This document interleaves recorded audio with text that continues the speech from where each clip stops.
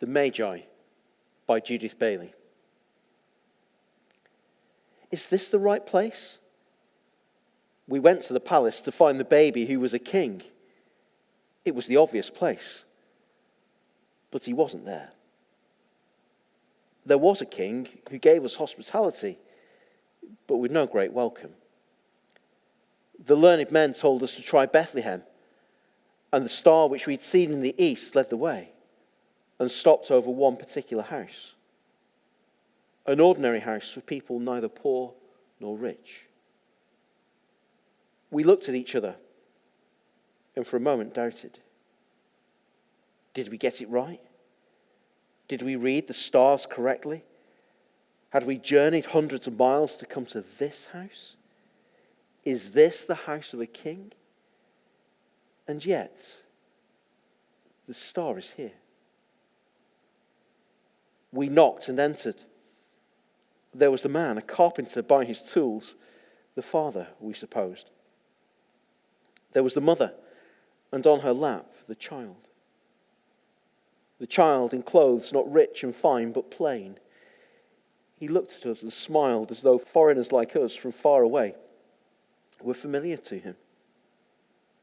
His father and mother smiled too, and welcomed us with dignity and with no great surprise, almost as if they had already been much surprised.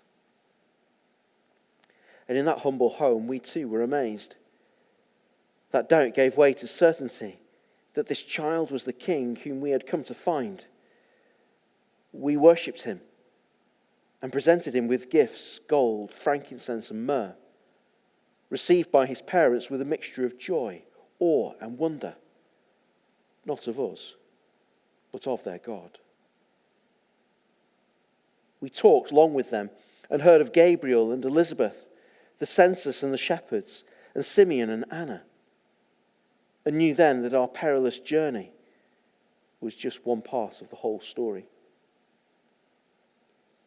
On our last night there, we had uneasy sleep and troubling dreams about Herod. On waking, we agreed to go home another way, feeling that what we had seen and heard in Bethlehem was too precious to be shared with the tyrant and his court. And so we left.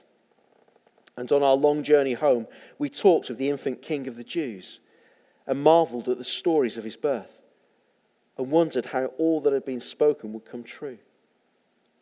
Would he bring victory over the oppressor or be defeated?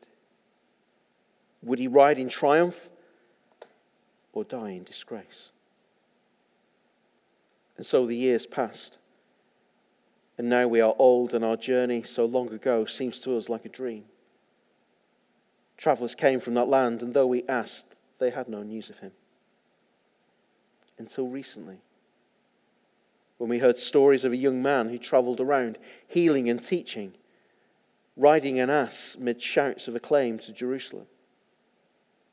Could this be him, the king now grown to manhood? And then one came with a tale of a crucifixion, of the young man who had done only good, with King of the Jews written on his cross. I thought my heart would break at such an end. Was it all for nothing then? The star, the journey, the gifts, the prophecies, the angels, the shepherds, was it all for nothing? For days I grieved and could not eat, until strangely a sure but tiny hope arose within me, like the dawn pushing back the dark. And somehow I knew that death was not his end.